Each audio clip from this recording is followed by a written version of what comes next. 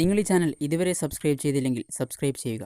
Notification ലഭ്യമാക്കാൻ bell button enable ചെയ്യുക. കൂടാതെ വീഡിയോ ഷെയർ ചെയ്യുക. ഇന്ത്യയിലും ടിബറ്റിലുമായി വ്യാപിച്ചു കിടക്കുന്ന കൈലാസപർവ്വതം ഭൂമിശാസ്ത്രപരമായും ആത്മീയമായും നമ്മളെ ഏറെ സ്വാധീനിക്കുന്ന ഒരിടമാണ്. ഹിമാലയത്തിൻ്റെ ഭാഗമായ കൈലാസം ശിവൻ്റെ വാസസ്ഥലമായാണ് കണക്കാക്കുന്നത്.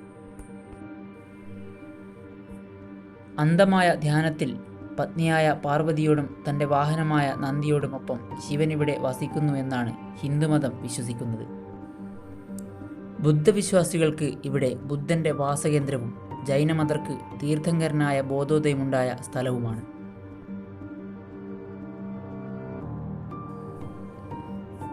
സ്ഫടികം എന്നർത്ഥം വരുന്ന സംസ്കൃത വാക്കിൽ നിന്നുമാണ് കൈലാസം എന്ന പദമുണ്ടായത്. കൈലാസപർവ്വതത്തിൻ്റെ ടിബറ്റൻ പേര് ഗാൻ റിംപോച്ചി എന്നാണ്. ഗാൻ എന്ന പദത്തിനർത്ഥം മഞ്ഞിൻ്റെ കൊടുമുടിയെന്നും റിംപോച്ചി പദത്തിന് അമൂല്യമായത് എന്നുമാണ്. അതുകൊണ്ട് തന്നെ ഗാൻ റിംപോച്ചി എന്നാൽ മഞ്ഞിൻ്റെ അമൂല്യരത്നം എന്നർത്ഥമുണ്ടെന്ന് കരുതുന്നു.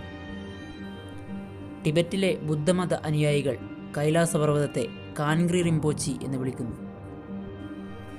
കൈലാസപർവ്വതത്തിൻ്റെ പ്രദക്ഷിണ വഴിയുടെ നീളം ഏതാണ്ട് 52 കിലോമീറ്ററാണ്.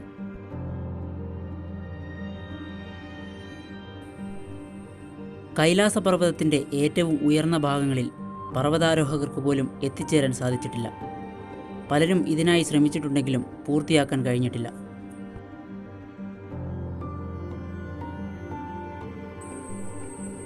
സമയം വേഗത്തിൽ സഞ്ചരിച്ചു പോകുന്ന ഇടമാണ് കൈലാസപർവ്വതം. ഇവിടെ സന്ദർശിച്ചിട്ടുള്ളവരുടെ അനുഭവങ്ങളിൽ നിന്നും അറിയുന്നത് ഇവിടെ വളർച്ച മറ്റു സ്ഥലങ്ങളെ അപേക്ഷിച്ച് വേഗത്തിൽ നടക്കുമെന്നാണ്. അതായത് നഖങ്ങളും മുടിയും സാധാരണയിൽ നിന്ന് മാറി വേഗത്തിൽ വളരുമത്രേ.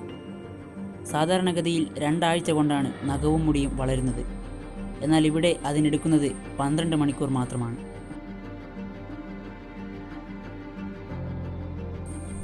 വേഗത്തിൽ എല്ലായ്പ്പോഴും സ്ഥാനമാറ്റം സംഭവിക്കുന്ന ഒരിടം കൂടിയാണ് കൈലാസം.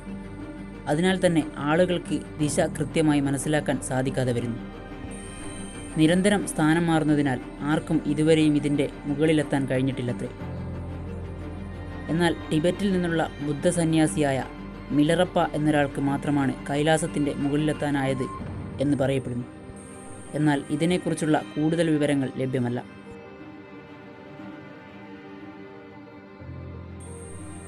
ലോകത്തിൻ്റെ കേന്ദ്രം നമ്മുടെ സ്വന്തം കൈലാസമാണെന്ന് പറഞ്ഞാൽ വിശ്വസിക്കുമോ? എന്നാൽ അമേരിക്കയിലെയും റഷ്യയിലെയും നിരവധി ശാസ്ത്രജ്ഞർ നടത്തിയ പരീക്ഷണങ്ങളിൽ നിന്നും പഠനങ്ങളിൽ നിന്നും വ്യക്തമായത് ലോകത്തിൻ്റെ അച്ചുതണ്ട് കൈലാസമാണെന്നാണ്.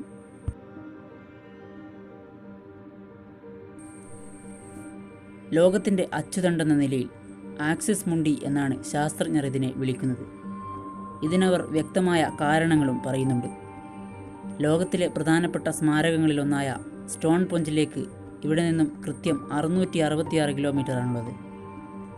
കൂടാതെ ഉത്തര ധ്രുവത്തിലേക്ക് 6666 കിലോമീറ്ററും ദക്ഷിണ ധ്രുവത്തിലേക്ക് 13332 കിലോമീറ്ററും ദൂരമുണ്ടത്രേ. പുരാണങ്ങളിലും വേദങ്ങളിലും കൈലാസത്തിനെ കോസ്മിക് ആക്സിസായി കാണിച്ചിട്ടുണ്ടത്രേ.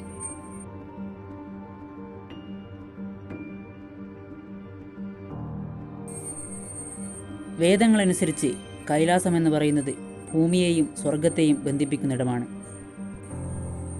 ഹിന്ദു, ബുദ്ധ, ജൈന വിശ്വാസികളെ സംബന്ധിച്ചിടത്തോളം ഇത് സ്വർഗത്തിലേക്കുള്ള പ്രവേശന കവാടമായി കണക്കാക്കുന്നു.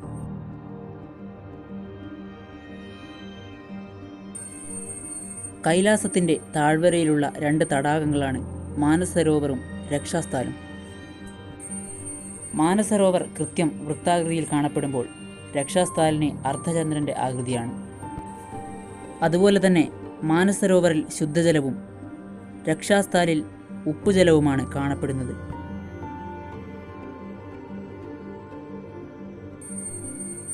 റഷ്യൻ ശാസ്ത്രജ്ഞർ വിശ്വസിക്കുന്നത് കൈലാസം ഒരു പ്രകൃതി സൃഷ്ടിയല്ല എന്നാണ്.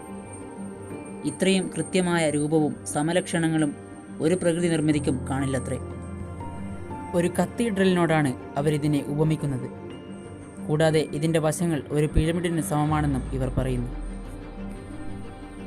നിഗൂഢതകളുടെ കേദാരമായ കൈലാസപർവ്വതം എന്നും മനുഷ്യനെ അത്ഭുതപ്പെടുത്തിക്കൊണ്ട് തന്നെ നിലനിൽക്കുന്നു.